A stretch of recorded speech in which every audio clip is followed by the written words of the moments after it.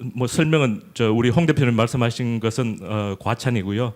그래서 어쨌든 오늘은 우리 국제 곡물 시장에서 정말 한 30여 년간 어떤 현물 시장과 관계되는 어떤 선물, 옵션 이런 쪽에서 어떻게 리스크 매니지먼트를 할까 30여 년간 오신 정말 뭐 연구하고 또 교육도 하고 또 실질적으로 또 상품 개발도 하신 우리 리치 씨를 모시게 된 것이 아주 좋은 기회인 것 같고요. 그래서 저는 단지 그러한 설명을 하기 전에 사전적으로 미국의 곡물 밸류 체인이 어떻게 되는 것인지, 물론 저보다 더 많이 아시는 분도 계실 것으로 알고 있습니다만은 또 아직 처음으로 또 접하는 분도 있을 것 같고 해서 같이 정보를 공유하고자 합니다.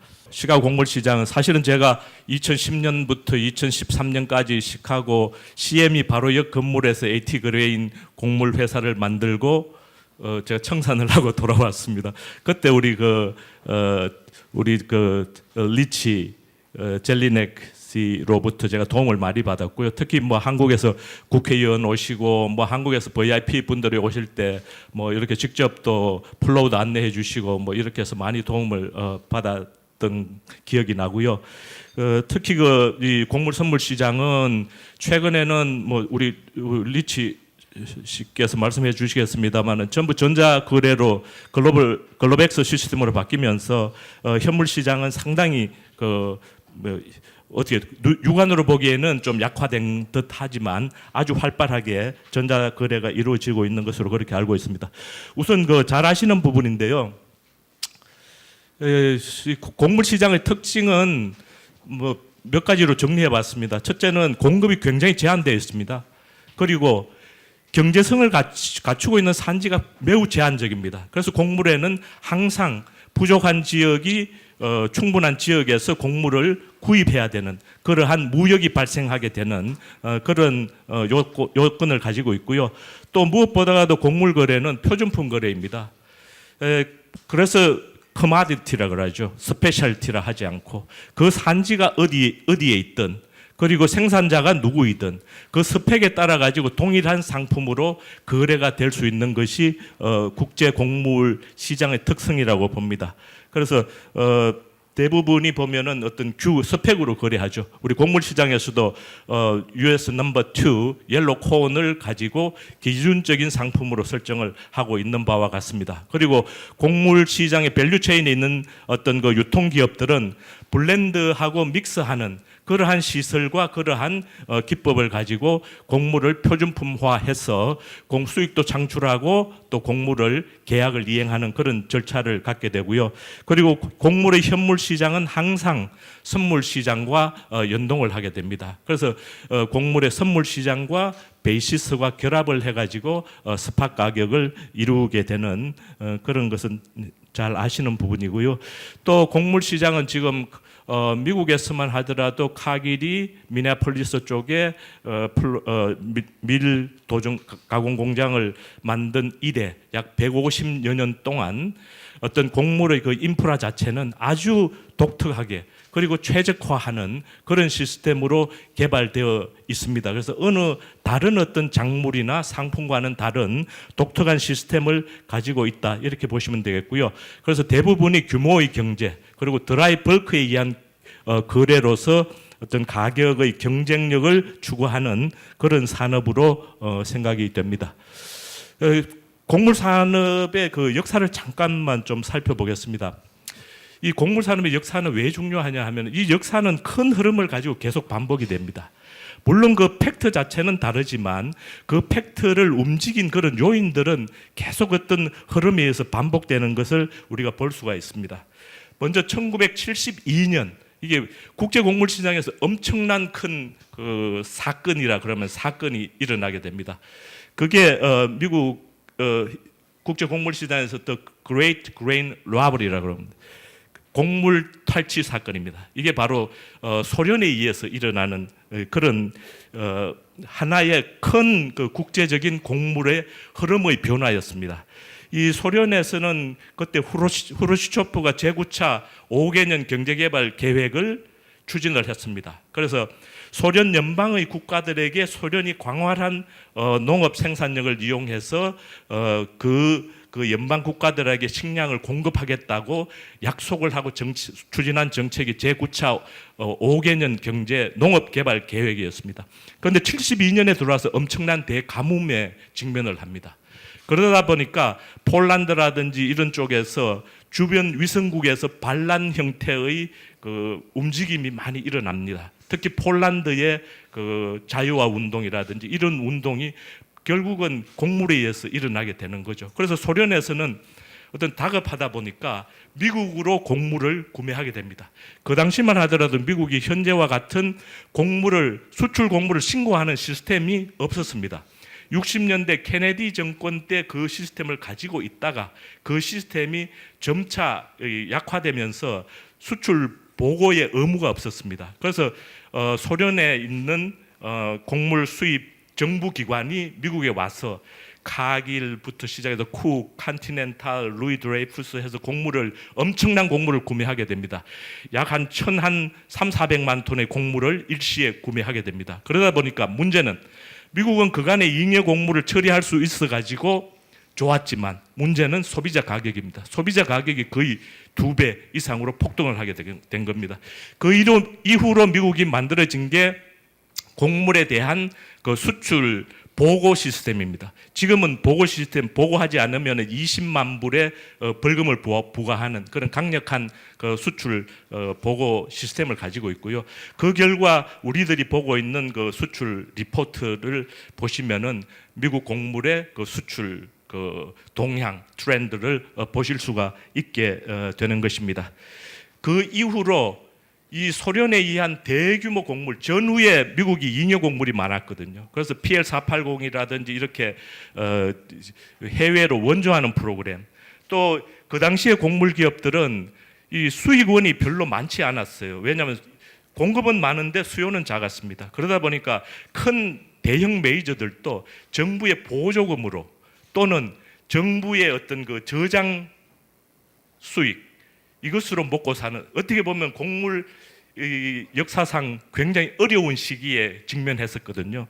그러던 차에 소련에서 이러한 대규모 곡물의 구매가 일어나니까 그때부터 대형 곡물 기업들을 중심으로 한 곡물 인프라 확대가 일어납니다. 그래서 철도도 새로 만들어야 되고 엘리베이터, 특히 미시시피 강을 주축으로 하는 리버 시스템에 대한 엄청난 투자가 일어납니다. 그리고 엘리베이터들이 많이 건설을 하게 되고요. 이제 이렇게 하다가 76년도부터 소련 연방의 곡물 수입이 감소합니다. 그리고 78년도, 9년도에 들어가면은 소련이 아프가니스탄을 침공하게 됩니다. 그래서 미국이 내린 조치가 소련에 대한 곡물 수출 금지 조치를 내렸습니다. 그래서 이건 어떤 그 자본주의, 공산주의와 자본주의에 대한 어떤 그런 갈등의 이면에는 거기는 엄청난 그 미국 농업의 피해에 봉착을 하게 됩니다. 그렇게 되면서 국제적인 어떤 예를 들면 일본계라든지 이제 곡물 기업들이 남미로 눈을 돌리게 되는 겁니다. 그 이후로 국제 곡물 기업들이 남미를 기반으로 한 현재의 그 남미의 수출 기반이 구축이 되게 되는 것이죠. 그 이후로 약 한 10년 정도 곡물업계는 굉장한 그 어려움에 직면합니다. 엄청난 투자는 했지만은 소련으로부터 수출이 금지되고 중단되었기 때문에, 그러다 보니까 일종의 고난의 행군 기간입니다. 이 기간은 국제 곡물 기업들이 굉장히 어려웠던 그런 기간이 도래가 되었고요. 그리고 이 한 99년 한 10여 년 정도 들어가면서 자연적인 시설의 감모가 일어납니다. 그래서 오래된 시설에 도태가 되면서 새로운 기업의 어떤 새로운 시설을 더 짓지 않고 그렇게 하면서 한 99년, 2000년대 초반에 들어와 가지고 곡물 자산이 안정화가 되게 되고요. 그리고 2000년대 초반에 들어오면서 곡물 기업이 수익성을 회복하게 됩니다. 그때부터 곡물 기업의 활황세가 이제 이어지는 것이죠. 그러다가 2008년도에 가뭄에 의한 그 곡물 가격 폭등, 에그플레이션 이런 것이 일어나면서 곡물 시장이 굉장히 그 고가의 곡물 시대를 맞게 됩니다. 그리고 2009년도에 들어와서는 다시 이 중국 쪽에서 대두에 대한 작업 정책을 포기를 하죠. 그래서 중국이 무려 뭐 6천만 톤에서 최근에 한 9천만 톤 엄청난 소입인 대두를 수입을 하기 시작합니다. 그 중에 절반을 미국에서 공급을 했거든요. 그러다 보니까 또다시 자산의 재건설 내지는 확충의 필요성이 대두가 된 겁니다. 그래서 지금 개발된 것이 P&W에 집중된 수출 엘리베이터입니다. EGT라든지 그쪽 지역에 보면은 그 콜롬비아 그레인, 그다음 미쓰이가 건설한 그 유나이티드 그레인, 그다음에 제반 템코라든지 이런 엘리베이터들이 그 당시에 모두 시설 업그레이드하고 중국향 수요를 확충하기 위한 이제 그러한 태세에 들어가게 됩니다. 그러다가 지금 그 2010년 초반부터 시작해서 곡물 기업 간에 엄청난 인수합병 움직임이 일어납니다. 그래서 마루베니가 가빌론을 인수하고 제반 엄청난 대규모의 인수합병들이 이때 일어나고요. 이렇게 하면서 곡물 기업들이 한 2013년도까지 화랑세를 보이다가 2014년도부터 현재까지 저곡물가 시대를 맞이하고 있습니다. 이제 바이어 입장에서는 굉장히 어떤 좋은 그런 시기이죠. 그렇지만 또 미국의 세계 곡물의 35%를 수출하는 미국 농민의 입장에서는 지금 이렇게 굉장히 블랙입은 선상에 있는 경우에 따라서는 그 손해를 보는 그런 그 농업을 하고 있는 상황이기도 합니다.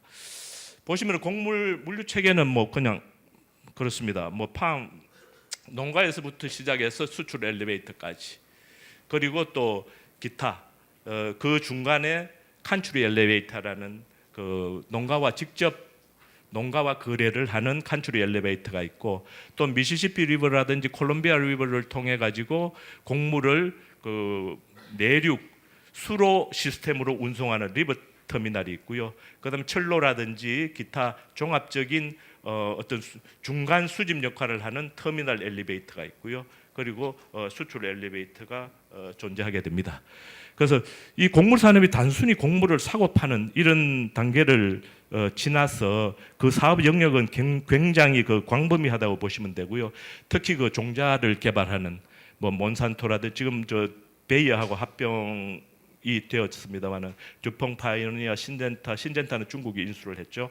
이러한 그 종자 개발, 그 다음에 병충해 방제, 또 비료, 이런 것이 어떤 농업의 어떤 생산성을 좌우하는 그런 아주 중요한 어떤 생산 조성 단계가 되겠고요.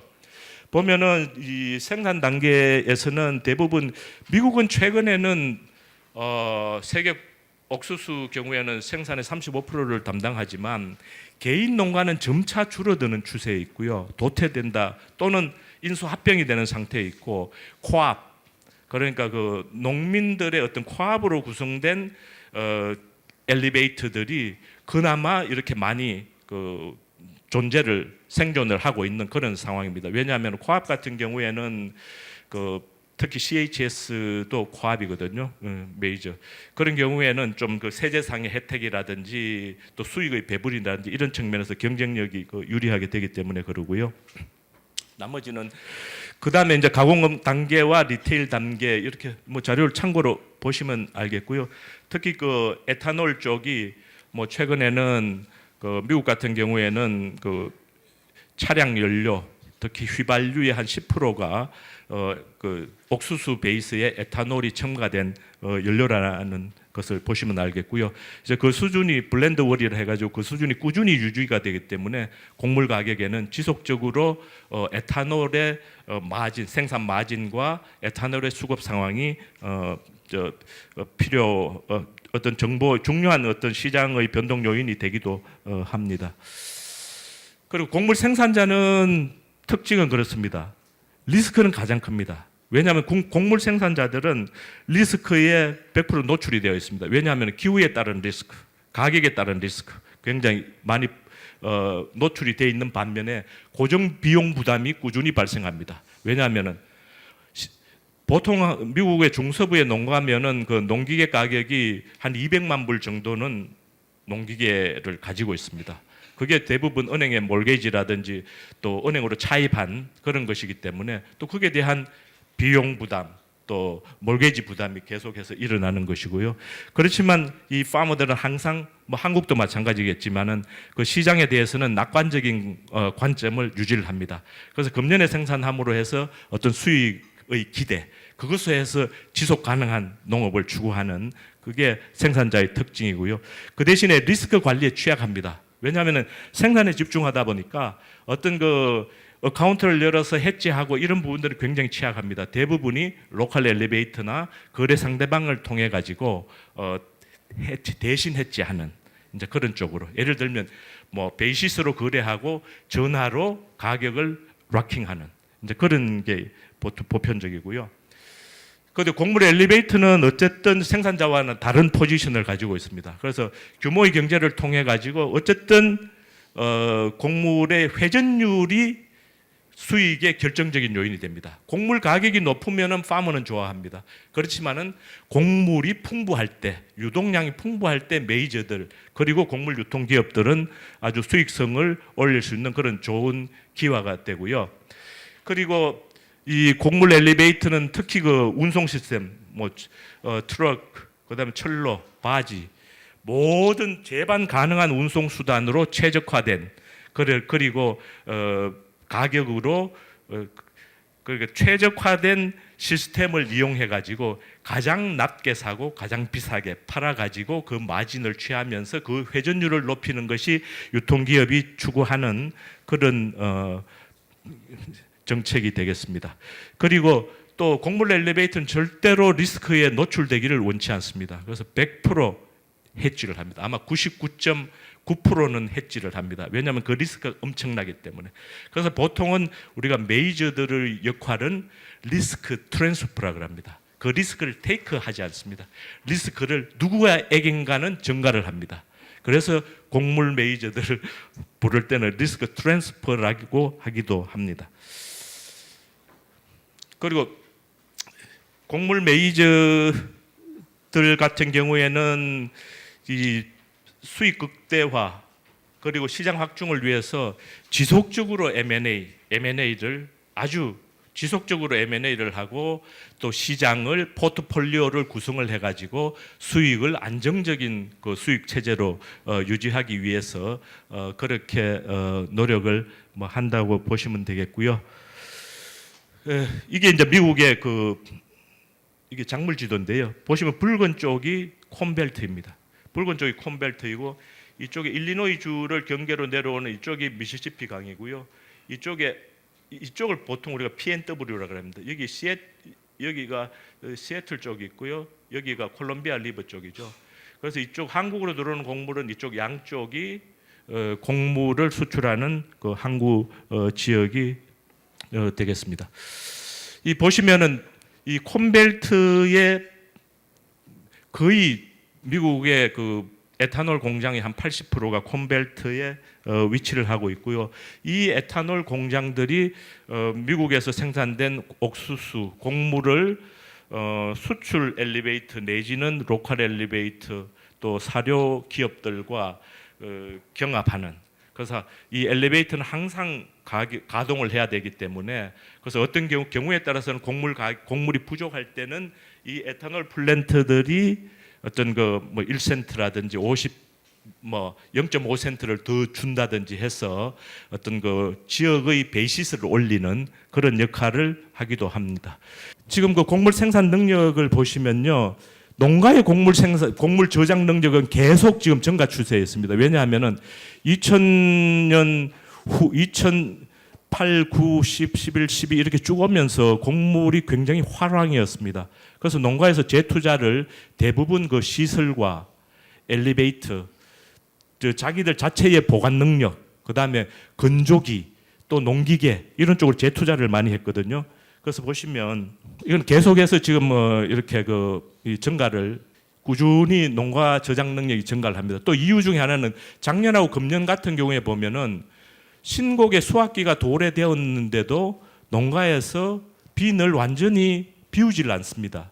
왜냐하면은 곡물 가격이 이렇게 저가 곡물가로 가다 보니까 농가 입장에서도 어떤 시장이 그 수익성을 고려해 가지고 길게 저장을 하려는 그런 경향이 강합니다. 그래서 신곡 보통 몇 년 전, 한 4, 5년 전까지만 하더라도 신곡 생산 시기 전에는 엘리베이터 보관 자기들 빈을 다 비우거든요. 신곡을 보관하기 위해서.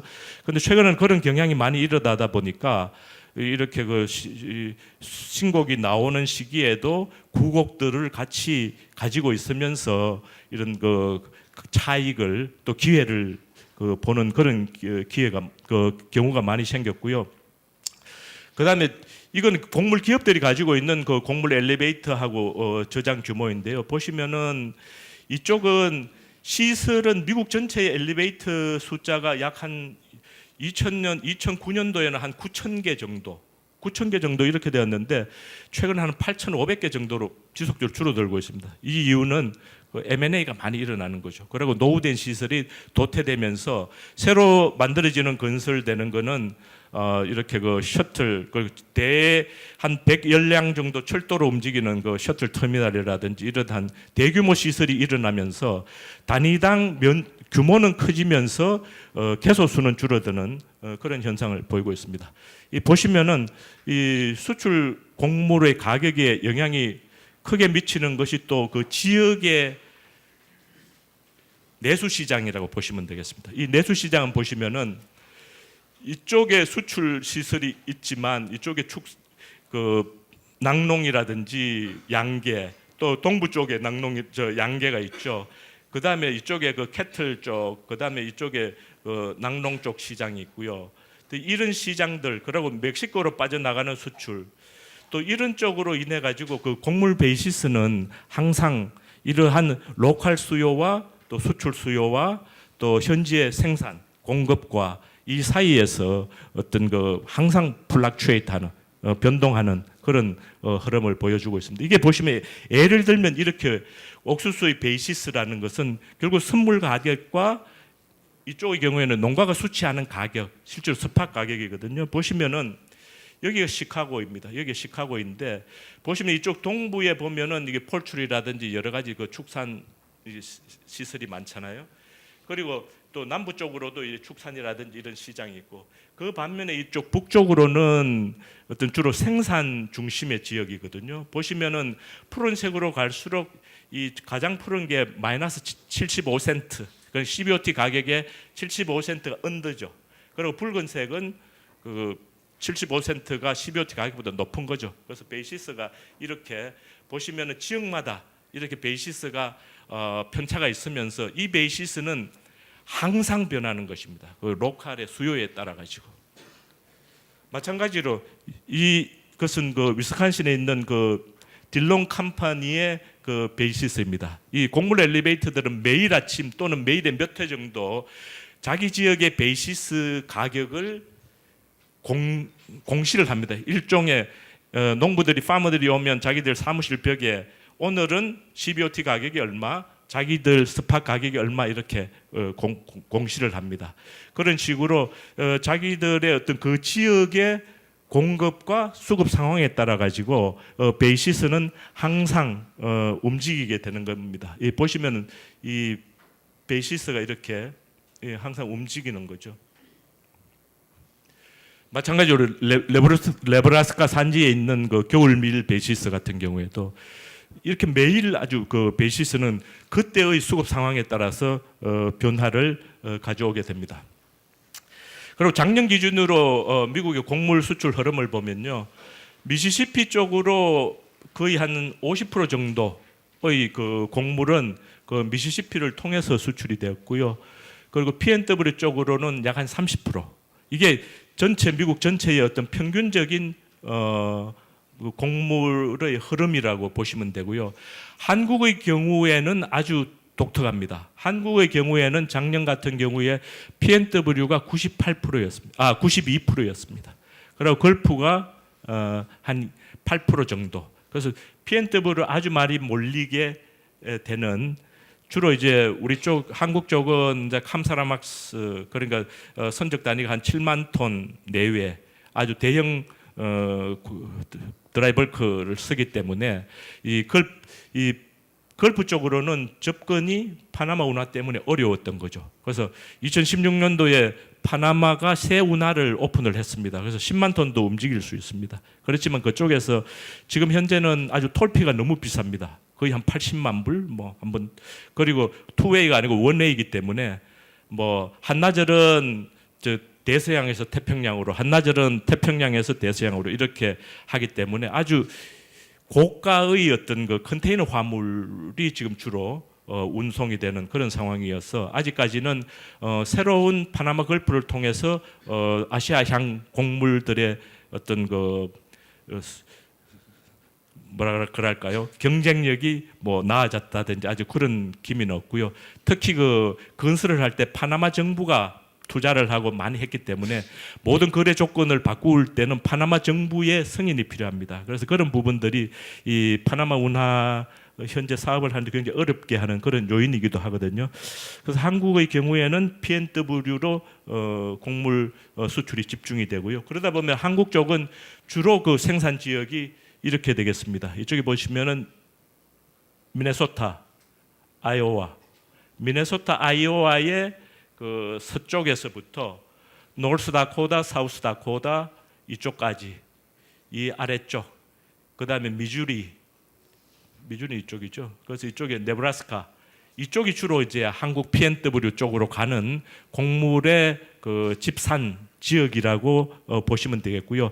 이 걸프 쪽은 미시시피 강이 이렇게 일리노이, 위스콘신 주와 일리노이 주를 따라서 내려오면서 이렇게 걸프로 빠지기 때문에 주로 오하이오, 인디애나, 일리노이 또 이쪽 동부 쪽에 아이오와, 위스콘신, 그 다음에 미네소타, 또 미주리 이런 쪽으로 곡물이 주로 걸프 쪽으로 움직이게 되는 것입니다. 보시면은 미국의 곡물 엘리베이터들은 대부분 어떤 그 물류 시스템과 또 운송할 수 있는 최적화할 수 있는 그런 쪽으로 포지셔닝을 하는 것입니다. 그래서 초기에 어떤 미시시피 중심의 수출이 많이 이루어졌고요. 또 2010년도 들어와가지고 PNW 쪽으로 아주 그 수출 시장이 이쪽으로 확대가 되면서 대규모의 엘리베이터들은 이쪽과 이 미시시피 연안, 특히 이쪽에 수출 엘리베이터가 있고요. 이쪽에 지금 한 10개가 있고 이 PNW 쪽에 10개 정도가 있죠. 그런 상황이고요. 곡물 거래는 대부분 파머들, 그다음에 로컬에서 일어나는 곡물 거래는 베이시스, 선물 가격과 연동된 여러 가지 뭐 포워드 컨트랙트도 있고 베이시스도 있고 캐시 컨트랙트도 있고 여러 가지 형태로 거래를 합니다. 그런데 그 근간을 이루는 것이 시카고의 선물 가격이 됩니다. 이건 참고로 하시고요. 이 보시면은 이러한 그 흐름에 의해 가지고 여기 보시면은 이건 저 USDA 자료거든요. 보시면은 이 지역에 따라서 그렇게 형성된 베이시스에 의해서 각 가격이 각각 그 지역의 베이시스에 따라서 가격이 다르게 그렇게 형성이 되는 그런 것을 보실 수가 있고요. 이러한 자료들은 그 USDA의 GTR이죠. GTR 리포트, 그 운송 리포트 보시면 이러한 자료들은 보실 수가 있고요. 그리고 이제 농부가 곡물을 생산하면은 가장 먼저 거래를 하거나 접하고 아주 그 밀접한 곳이 그 산지에 있는 엘리베이터가 되겠습니다. 산지 엘리베이터는 통상 그 자기 지역을 중심으로 우리가 드로우 존이라고 그러거든요. 이렇게 끌어당긴다고 드로우 존, 드로우 에어리아 그러는데 보통 한 60마일, 그러니까 한 100km 반경 안에 농가들과 거래를 하는 것이 일반적입니다. 왜냐하면 농가 입장에서도 시간도 세이브해야 되고 또 농가가 트럭을 운송하면은 뭐 유류대도 세이브해야 되고 그래서 가급적이면은 이 가격을 오파해 가지고 또 가격이 가장 좋거나 안 그러면 시간을 세이브하거나 이제 그런 쪽으로 택하게 되고요.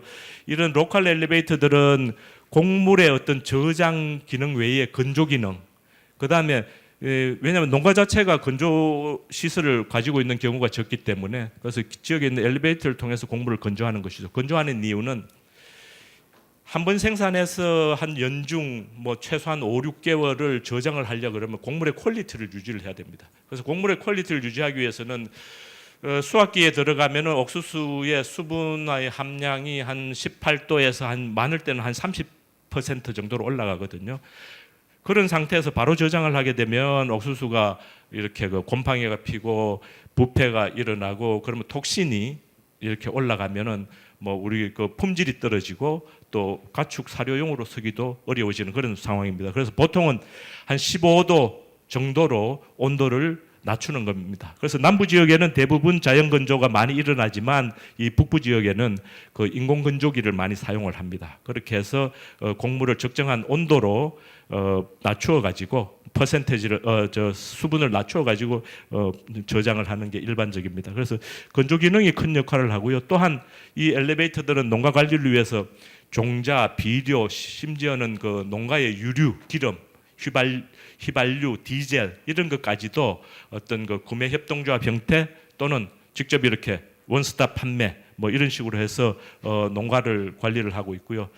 그리고 또 이 리버 엘리베이터를 기점으로 해가지고 뭐 산재 엘리베이터죠. 산재 엘리베이터를 기점으로 해가지고 리버 엘리베이터에 판매하기도 하고 셔틀 엘리베이터에 판매하기도 하고 그래서 어떻게 보면 농가와 가장 접점이고 그래서 이 리버 칸츄리 엘리베이터 같은 경우에는 회전율이 높지 않습니다. 왜냐하면 농가하고 계약을 해서 대신 저장을 해주고 보관을 하고 이렇기 때문에 보통 평균적인 회전율이 약 1.5회전에서 맥시멈 3회전 정도입니다. 그래서 회전율이 가장 낮은 대신에 다양한 이런 서비스를 통해서 수익을 창출하는 그런 기조를 가지고 있고요. 그래서 농가에서는 보통은 미국에 기본적으로 움직이는 이 차량, 운송 차량을 우리가 미국에서 이거 세마이라 그럽니다. 세마이. 이쪽에는 25톤 정도 곡물을 적재할 수가 있고요. 이렇게 농가에서 수확을 한 것을 바로 이러한 세마이에 싣고 이렇게 그 로컬 엘리베이터로 바로 보낼 수도 있고 자기 저장고에 저장을 할 수가 있습니다. 그러면 엘리베이터 도착을 하면 이게 프로브라 그러죠. 이 프로브라는 게 있어가지고 곡물을 이렇게 하차하기 전에 곡물의 품위를 체크합니다. 품위라는 거는 이게 물리적인 요인이죠. 이제 예를 들면 뭐 톡신, 뭐 GMO 이런 쪽은 그 키트를 가지고 테스트도 할 수 있습니다만 대부분은 이 수분 함량이라든지 또 거기에 뭐 BCFM이 몇 프로인지 이제 이런 쪽을 체크를 하고 여기에서 자기들이 원하는 규격 기준은 넘버 2가 되겠습니다. 넘버 2 그 기준으로 모든 곡물의 현물 거래는 이루어지고 넘버 3 규격이 낮은 경우에는 디스카운트를 합니다. 예를 들면 옥수수 같으면은 뭐 넘버 2인데 2가 기준인데 넘버 3일 경우에는 디스카운트를 해서 뭐 부셀당 뭐 10센트를 빼든지 뭐 50센트를 빼든지 그렇게 디스카운트를 하는 것이고요. 넘버 2인데 넘버 1을 가지고 왔을 때 프리미엄은 주지 않습니다. 그래서 넘버 1은 그냥 넘버 2로 같이 받는 것이죠. 그렇지만 이 엘리베이터에서는 넘버 1을 받았을 경우에는 뭐 넘버 3라든지 이렇게 그 블렌딩 해가지고 넘버 2를 만들 수 있고 그래서 차익을 만들 수 있는 그런 기회가 주어지고요. 터미널 엘리베이터는 점차적으로 지금 확대되는 추세가 있고요. 대부분이 그 철로를 주축으로 하는 그런 시스템입니다. 그래서 이런 터미널 엘리베이터 정도만 하더라도 회전율이 높습니다. 회전율이 거의 한 미니멈 30회전에서 한 50, 60회전 아주 회전율을 가지고 이렇게 수익을 창출하는 블렌드 앤드 믹스하고 회전율을 통해서 하고요. 그래서 이 저장 기능 중심이라기보다는 이렇게 회전율을 높여가지고 어떤 거래를 활성화해서 그 작은 마진을 다양한 어떤 그런 물류 시스템과 결합해가지고 마진을 축적하는 그런 형태로 되고 있고요. 그다음에 이게 셔틀 프로그램이 2000년대 후반에 들어와서 새롭게 생긴 프로그램입니다. 이게 보시면은 미국의 곡물과 관련해서는 양대 아주 큰 그 철도 회사가 두 개 있습니다. 그 유니온 퍼시픽이라는 UP라는 회사하고 또 버링턴 노든이라는 그 두 개의 회사가 있거든요. 두 개 회사에서 이 철도 차량을 한 100열량 정도를 그 하나의 기관차가 끌고서 움직입니다. 그래서 한 11,000톤 정도가 일시에 움직이기 때문에 어떤 규모의 경제에 의한 가격 경쟁력을 산출할 수 있는 이런 시스템이고요. 또 이런 경우에는 이 철로 시스템 같은 경우에는 어떤 시간 자체가 돈이 되겠습니다. 수익. 그래서 누가 가장 빠른 속도로 하역을 하고 또 상차를 하고 하차를 하느냐. 또 여기에 따라 가지고 이 철도 회사가 프리미엄을 주는 그런 시스템이 셔틀 프로그램이고요. 이 셔틀 철도 시스템이 상당히 많이 최근에 계속 늘어나는 그런 추세에 있습니다. 보시면은 이게 그 UP고요. UP고 이쪽에 BNSF거든요. BNSF 이쪽은 주로 보면은 이 PNW 쪽에 PNW 또 UP 같은 경우에는 이쪽 샌프란시스코나 이 롱비치나 LA 쪽의 물류 쪽에 아주 유리한 그런 시스템으로 되어 있고, 특히 뭐 DDG 같은 경우에는 이렇게 롱비치 뭐 이쪽으로 많이 오죠. 그리고 곡물 같은 경우에는 그 UP도 이쪽 콜롬비아 리버 쪽, 그다음 BNSF도 마찬가지로 이렇게 PNW 쪽 수출을 강화하고 최적화하기 위한 그런 그 셔틀 프로그램이 많이 만들어졌습니다. 보시면은 이 철도 노선을 따라서 이렇게 그 셔틀 엘리베이터들이 많이 건설되었고 지금도 계속 건설되고 있는 그런 추세에 있고요. 보통 곡물 이 철로에는 한 양당 한 100톤 정도 실리거든요. 이렇게 곡물 이렇게 적재를 합니다. 적재를 하고 이 품질 검사를 또한 하게 되는 것이죠. 이렇게 해서 여기 프로브를 가지고 여기 이렇게 퀄리티를 체크하고 또 그렇게 해가지고 그 수출용 곡물의 경우에는 이 터미널 엘리베이터에서 포트로 보낼 때 항구 쪽으로 보낼 때 그 연방 정부 그 FGIS 연방 정부나 또 PNW 같은 경우에는 워싱턴 주정부의 곡물 검사소 거기에서 미리 검사를 하게 되죠. 그래서 이게 규격에 대한 그 품질 증명서를 발급을 하는 그런 시스템으로 되어 있고요. 이 리버 엘리베이터를 특히 그 미시시피 리버는 어떤 미국 곡물 수출에 어떻게 보면은 백본이라고 할 수 있죠. 이게 아주 중요한 중추적인 역할을 하는 그런 시스템이었고요.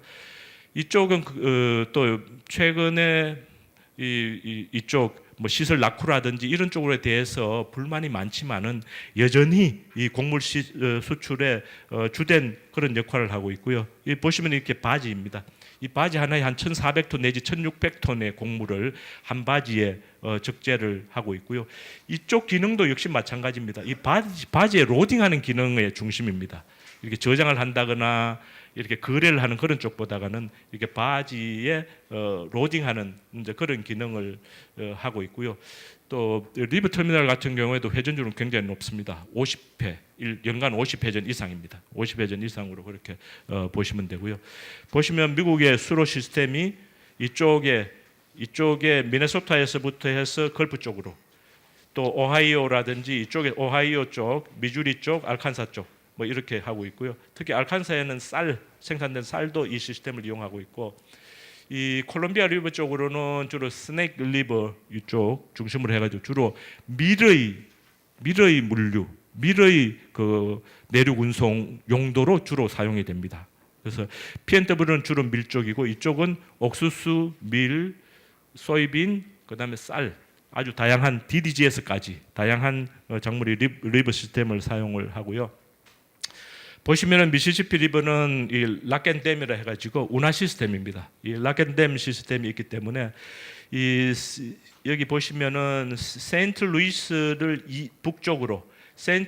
북쪽으로는 아주 락앤댐 시스템이 29개인가 이렇게 락앤댐 시스템이 있습니다. 이 락앤댐 시스템이 있어가지고 수위지 조절을 통해 가지고 뭐 곡물이나 화물이 이렇게 하류로도 내려오지만 밑에서 수입된 중국산 비료라든지 뭐 또 동절기에 소금이라든지 솔트라든지 뭐 여러 가지 철강석이라든지 이것이 이 바지 시스템을 통해서 북부 시카고라든지 북부 쪽에 미네폴리스라든지 이렇게 올라오는 그런 역할을 하고 있기 때문에 이러한 그 운하 시스템을 갖추고 있다는 것을 참고로 아시면 되겠고요. 이 보시면 그래서 바지 시스템의 가격은 정할 때 보통 뭐 450% 뭐 220% 뭐 이렇게 정합니다. 그 아마 그 USDA나 리포트 보시면 아실 건데요. 이러한 그 가격 퍼센테이지 기준은 1976년도에 정한 그 벤치마크 테립이 있습니다. 그래서 여기 보시면 나오죠. 세인루이스에서는 3불 99, 여기에 이제 뭐 400%, 뭐 200% 이렇게 퍼센테이지를 적용해서 바지 요율이 적용이 되게 되는 것입니다. 보시면 이제 이게 리버 시스템이죠. 여기 보시면은 이렇게 댐이 있고요. 또 이렇게 물을 가도 수위가 이제 다르겠죠, 위에 하고. 그래서 이렇게 흘러내리지만 이 바지가 이렇게 들어갈 수 있는 거죠. 이쪽으로 들어가서 이제 물을 가두어서 수위를 높입니다. 그러면 배가 위로 올라갈 수 있죠. 그렇게 해서 자꾸 북쪽으로도 올라갈 수 있고요.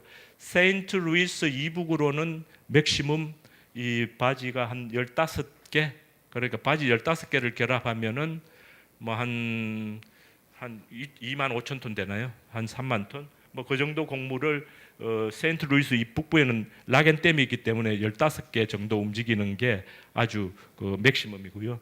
세인트 루이스 이후에는 락앤댐이 없습니다. 그리고 수심이 높고 폭이 깊기 때문에 맥시멈 한 40개 정도의 바지가 한꺼번에 움직일 수 있습니다. 그럼 한 6만 톤에서 6만 5천 톤의 곡물이 일시에 하나의 터그보트로 움직일 수 있는 아주 효율적인 그런 시스템이 되고요. 그래서 보시면은 이게 아마 경제성을 이래 보여주는 겁니다. 하나의 바지와 이 보시면은 세마이 몇 개의 세마이가 구성이 돼서 하나의 바지가 되고 또 15개의 바지 한 선단에는 얼마나 많은 세마이 분량의 곡물이 들어가고 얼마나 많은 철도 차량분의 곡물이 들어가는가. 이거는 이제 이 미시시피 리버 시스템이나 콜롬비아 리버 시스템이 그만큼 어떤 물류의 경쟁력이 있다. 이제 그런 걸 보여주는 자료가 되고요. 이쪽은 워싱턴 콜롬비아 리버 쪽이고요. 여기는 또 바지 형태가 조금 다릅니다. 주로 이제 밀을 중심으로 운송을 하고 있고요.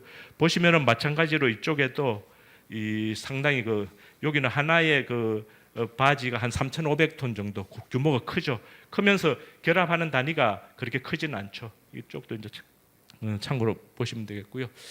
그리고 리버 엘리베이터도 마찬가지로 미국에서는 곡물이 항상 움직일 때마다 또 소유권이 바뀔 때마다 곡물 검사가 일어납니다. 왜냐하면 그 소유권에 따라서 곡물에 대한 평가가 이루어져야지만이 제대로 된 상방 간의 곡물 거래가 이루어지거든요. 그래서 자기가 판매한 곡물이 정말 US 넘버 2 그레이드인지 안 그러면 넘버 3 그레이드인지 이제 이런 쪽이 항상 소유권이 움직일 때마다 그러한 검사가 제3자 서드 파티에 대해서 일어나죠. 예를 들면 미국에도 루셀 마린이라든지 여러 가지 검정 회사들이 있지 않습니까? 검정 오믹이라든지 검정 회사들이 인볼브 해가지고 그러한 퀄리티를 보증을 해주는 것이고요. 그리고 수출 관련된 곡물은 FGIS나 연방 정부가 그 퀄리티를 보증을 하게 되는 것입니다. 보시면 마찬가지로 이렇게 퀄리티를 체크를 하고요. 특히 뭐 여름철 같은 경우에는 이렇게 습도가 높고 이러면 이제 변질 우려도 생기고 이제 그럴 경우에는 이렇게 품질을 체크를 합니다. 그리고 수출 터미널 엘리베이터인데요. 수출 터미널 엘리베이터는 미국 쪽에는 텍사스 걸프 쪽도 있고 또 저쪽 동부 쪽에도 일부 동부 쪽에도 있고 또 오데호 쪽에도 또 유럽이나 캐나다 쪽으로 가는 엘리베이터가 있습니다. 그쪽에 세인트 로렌스 수로라고 있거든요. 오데호 쪽으로 이제 그런 게 있지만 주로 한국으로는 어떤 수출 터미널은 미시시피 걸프하고 P&W 쪽도 시애틀하고 또 아래쪽에 있는 콜롬비아 리버 쪽으로 그 시애틀 쪽을 이제 퓨짓 사운드라고 그러고요. 그쪽 지역을 중심으로 있기도 합니다. 그래서 이 수출 엘리베이터들은 회전율이 굉장히 높습니다. 걸프 쪽 같은 경우는 회전율이 아마 미니멈 80회전 이상. 그래서 연중 곡물을 적절하는 것이죠. 그렇게 해서 파빙 마진 그러니까 운영하는 로딩하는 그런 마진을 가지고 수익을 창출하고 이제 블렌드 앤드 믹스 그다음에 또 이러한 해상 운송 선박이 접안했을 때 지급하는 비용이 있습니다. 그게 다키지피라고 그러거든요. 다키지피. 이 선박이 접안하면 그 선박이 필요한 뭐 전기, 물, 기타 서비스가 있지 않습니까? 이제 그러한 다키지피가 굉장히 비쌉니다. 예를 들어 곡물 기업이 어려울 경우에 어려웠던 시기, 유통량이 적은 시기에는 이 다키지피라는 것을 만들어 가지고 수익을 창출을 했어요. 왜냐하면 그렇지 않고서는 이렇게 수익이 생기지 않으니까. 그래서 다키지피, 블렌드 앤드 믹스, 그다음에 이렇게 운영 수익. 그게 아마 이 수출 엘리베이터에서는 주된 수익원이 되겠고요. 보통 이 수출 엘리베이터는 한 길을 요즘 가격으로 건설하기 위해서는 한 3억 불 정도 그렇게 소요가 되고요. 저장 능력은 보통 한 10만 톤에서 한 15만 톤 정도. 그래서 보통 뭐 100회전 하면은 보통 한 1000만 톤. 예를 들면 그 걸프 쪽에 있는 그 젠노 그레인 엘리베이터 같은 경우는 1년에 한 1200만 톤에서 1300만 톤의 곡물을 선적을 하거든요. 그럼 회전율이 거의 뭐 100회전에 육박을 합니다. 그래서 아주 그 회전율을 높이고 그래서 작은 마진을 높은 회전율로서 수익을 창출하는 그런 구조로 보시면 되고요. 보시면 이게 이제 걸프 쪽의 이 시설이고요. 한국과 달리 미국은 이런 수출 터미널 엘리베이터들이 이렇게 미시시피 강을 따라 올라가면서 북쪽에 뭐 260마일 하구에서부터 제일 위쪽에 루이 드레이푸스 포트 알렌, 루이 드레이푸스에서부터 제일 아래쪽에 CHS에 이르기까지 10개 엘리베이터가 있습니다. 10개 엘리베이터 있고 이 중에 ADM이 4개 가지고 있고요. CHS 하나, 번기 하나, 카길 둘, 젠노그레인 하나, 또 번기 그렇게 해서 한 10개 정도가 있고요. 그 다음에 미드스트림 엘리베이터를 해가지고 릭이라고 합니다. RIG. 릭이라는 게 뭐 아메리카도 있고 했는데 릭이라는 게 이 미시시피 강 위에 이렇게 그 바지라든지 이런 부유 시설을 만들어 가지고 거기서 수출용 곡물을 적재하는 겁니다. 이 릭이 한 3개 정도 있거든요. 그래서 경우에 따라서는 뭐 쌀이라든지 뭐 이런 DDG라든지 이런 경우에는 이 릭을 씁니다. 마찬가지로 이 경우에도 FGIS가 품질 검사를 하고 검사 증명서를 발급을 하고요. 보시면은 이게 이제 걸프 지역에 있는 그 수출 엘리베이터들이고요. 이 또 북쪽에 이 퓨지 사운드 쪽 여기 보면은 여기 LDC가 있고요. 그다음 템코가 있고 템코는 뭐 CHS하고 카길하고 50-50 조인트 벤처로 돼 있죠. 그리고 아래쪽에 3번이 그거죠. EGT 한국의 그 STX가 그 20% 출자, 미쓰이하고 번기 이렇게 출자했었던 그런 기업이고요. 이쪽에 콜롬비아 그레인이라든지 미쓰이라든지 일본 기업들이 상당한 그 아주 엘리베이터를 확보를 하고 있고요. 그래서 이쪽에도 지금 현재 9개가 있고 이쪽 그 오션 쪽에 하나가 있고요. 그래서 토탈 한 10개 정도 수출 엘리베이터가 있습니다. 보시면은 이쪽은 주로 미시시피 쪽은 바지를 중심으로 효율화된 시스템. 이쪽 P&W 쪽은 철도를 중심으로 효율화된 시스템으로 보시면 되겠습니다. 그래서 굉장히 그 철도 시스템이 잘 되어 있고 특히 2012년도에 만든 그 EGT 같은 경우에는 모든 철도 시스템이 그 자동화 시스템들이 로봇 시스템이 되어 가지고 철도가 하역하기 위해서 정지하지 않습니다. 철도가 움직이면서 로봇가 감지하면서 락을 풀어서 곡물을 하차하고 또 이렇게 다시 잠그고 그래서 시간을 세이브하는 겁니다. 그래서 빨리 하역을 하면 철도 회사로부터 또 그 이렇게 리베이스를 받게 되는 거죠.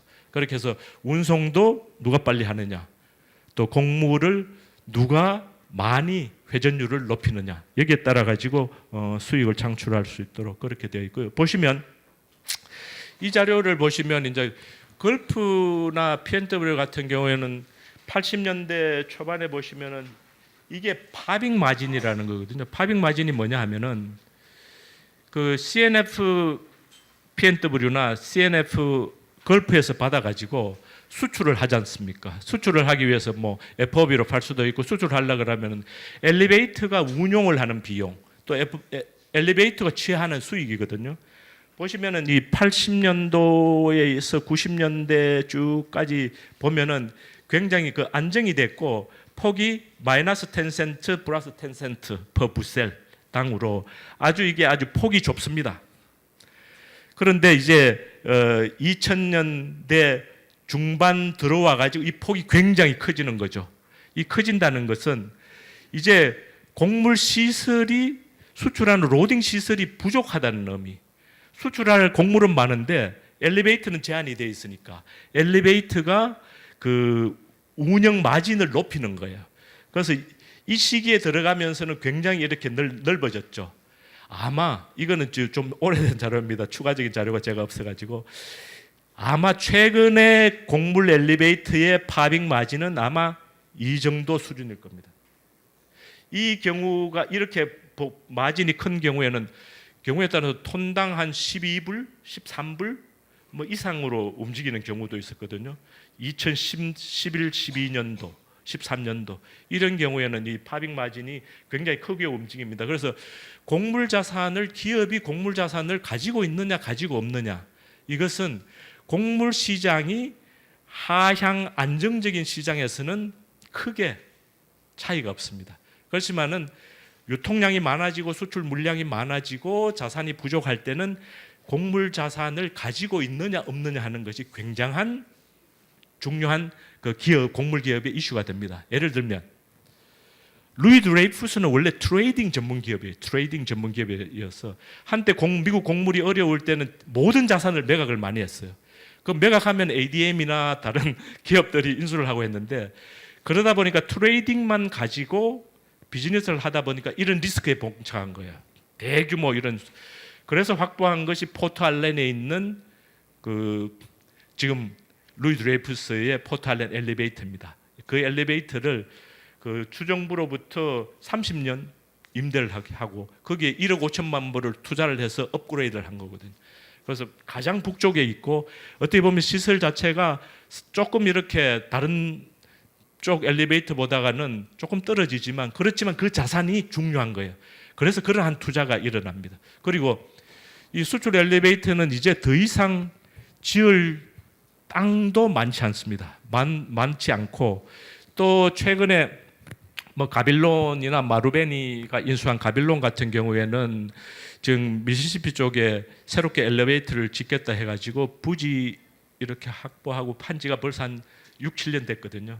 뭐 한 6, 7년 됐는데 아직까지 지금은 이제 또 이 곡물 자산이 잉여 쪽으로 가니까 지금 타이밍이 또 맞지 않는 거예요. 그래서 반드시 어떤 그 가격과 수요가 또 공급이 중요하다. 뭐 이런 것도 있지만은 이 시설들이 가지고 있는 시설의 캐파 또 시설들이 가지고 있는 이러한 그 마진 상황 또 이런 부분들이 우리 곡물 가격의 어떤 베이시스 그리고 우리 엔드 유저다 우리 바이어들이 구매하는 곡물 가격에도 아주 큰 영향을 미친다는 걸 참고로 하시면 되겠고요. 보시면은 이 곡물은 항상 이렇게 시저널리티가 있습니다. 보시면 보통 한 곡물이 수확을 8, 9월, 10월에 해가지고 이때는 아주 엘리베이터 쪽에 이렇게 많아집니다. 이렇게 볼륨이 많아졌다가 이제 한 4월 정도 들어가면 뚝 떨어집니다. 이제 재고도 줄어들고 또 수입 니저도 줄어들고 그러다 보니까 이 곡물은 이러한 그 이 시저널리티를 항상 가지게 되고요. 그걸 참고로 하시고요. 그리고 곡물 검사는 뭐 시간이 이제 거의 끝날 때가 돼가지고요.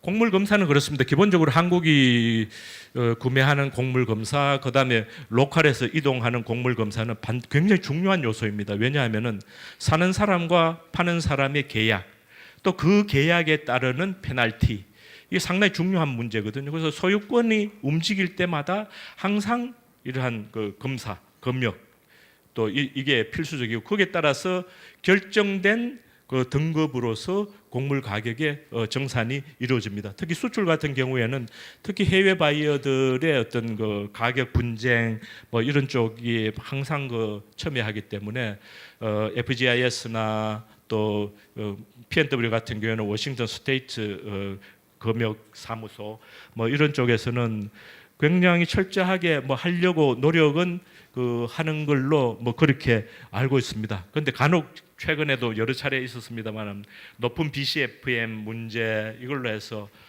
저희들이 또 이렇게 사업하시는데 일부 어려움들도 많았다는 거 알고 있고요. 그래서 지속적으로 또 그런 거를 개선하기 위해서 뭐 나름대로 뭐 파머에서부터 수출업체에 이르기까지 저희들이 공감대를 조성하고 이제 관리를 좀 이렇게 좀 더 철저하게 하도록 하는 그런 노력은 지금 진행이 되고 있고요.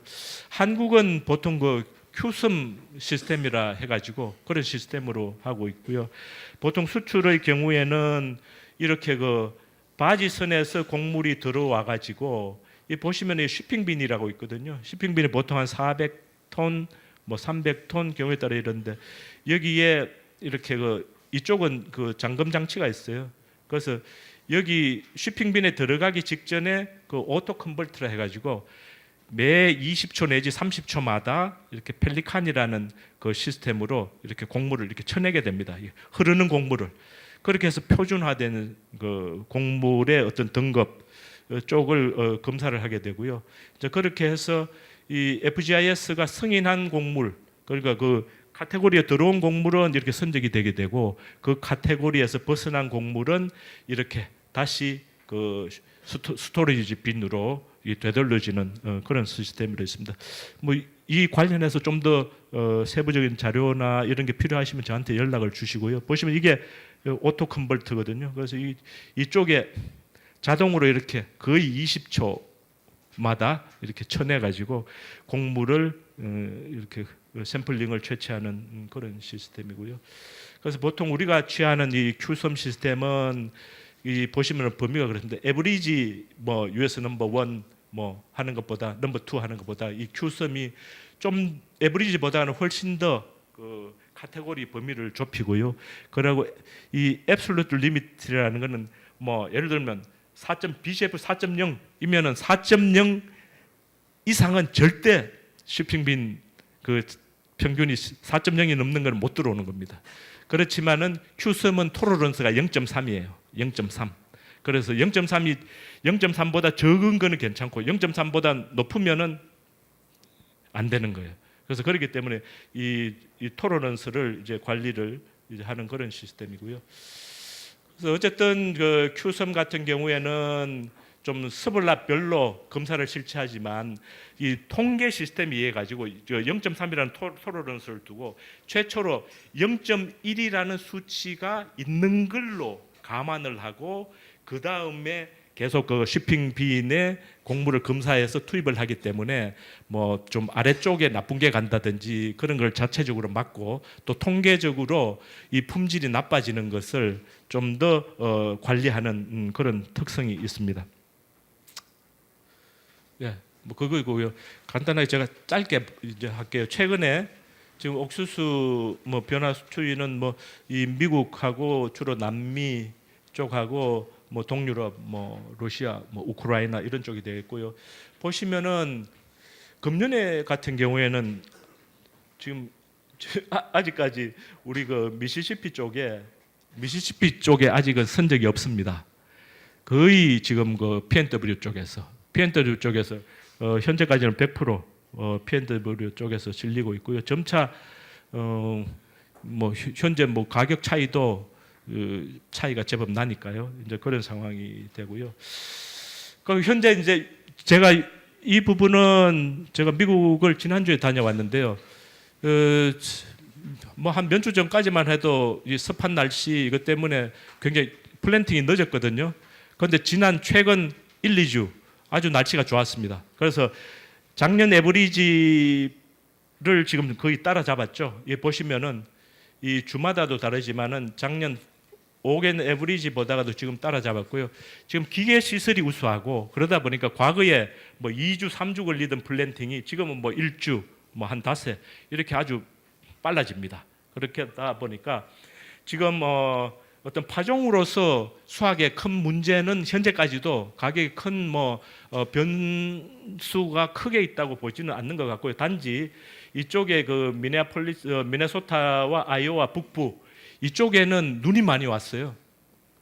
4월 달에도 눈이 많이 와가지고 그리고 땅이 질고 해가지고 작업을 못했어요. 그래서 늦게 플랜팅이 되면 어떤 결과가 일어나느냐 하면은 머추어하는 기간이 보통 이 북부 쪽은 뭐 90일에서 80일이거든요. 옥수수가 남부는 120일이지만 그렇게 되면은 수확이 늦어지면 early frost, 예를 들면은 프로스트가 일찍 서리가 일찍 오게 되면 이제 서리 피해 우려가 있다는 거죠. 그렇지만 지금까지 뭐 특별하게 서리 피해에 대한 리스크는 없고요. 단지 이제 이쪽도 상당히 카바를 많이 했다고 그래 보시면 되고요. 마찬가지로 지금 옥수수가 발화한 것도 보면은 72% 그러니까 평년작을 상회하고 있고요. 그리고 크랍 상황도 보면은 굿하고 엑설런트가 79%예요. 그래서 평년보다가는 괜찮다. 뭐 그렇게 보시면 되고요. 그리고 히스토릭 데이터는 뭐 이렇게 참고로 하시면 되겠습니다. 이거 플랜트 된 거고, 요거는 제가 필요하시면 제가 공유를 하도록 그렇게 하겠습니다. 이 자료는 아마 책자에 없을 거고요.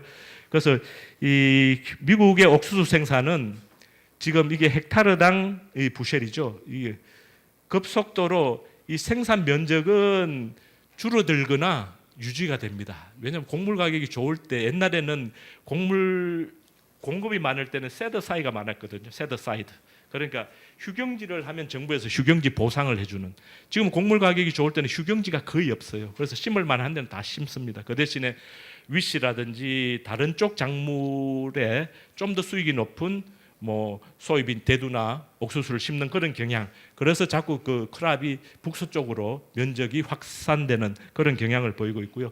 보시면은 이 경우가 지금 작년 같은 경우에는 한 175부셀 정도 뭐 그렇게 됐는데 미국에서 매년 그 일드 컨테스트를 해요. 옥수수 일드 컨테스트를 하는데 그 농가가 최적화 시스템으로 가져가서 일들 컨테스트를 하거든요. 그런데 상위 20개 농가의 에버리지가 350부셀이에요. 그럼 지금보다가 한 2배 이상의 산출을 최적화하면 더 생산이 가능하다는 거거든요. 그래서 어떻게 보면은 앞으로도 생산이 감소될 여건보다는 생산이 늘어날 그런 여건이 더 많다. 그 대신에 기후적인 리스크는 항상 짧고 또 아주 강력하지만 그것은 항상 앞으로 나타날 수 있는 요인이다. 특히 옥수수나 소이빈이 파종화가 나면은 이제 폴리네이션 수정기가 일어나고 그 수정기의 기후 여건에 따라 가지고 어떤 크랍에 영향을 주기 때문에 그건 우리가 앞으로 한 6월, 7월까지 계속 와치해야 되는 그런 상황인 것 같습니다. 이상으로 간단하게 마쳤고요. 필요하신 자료들이나 뭐 그런 내용들이 있으면 또 저희들이 팔로우하도록 하겠습니다. 감사합니다.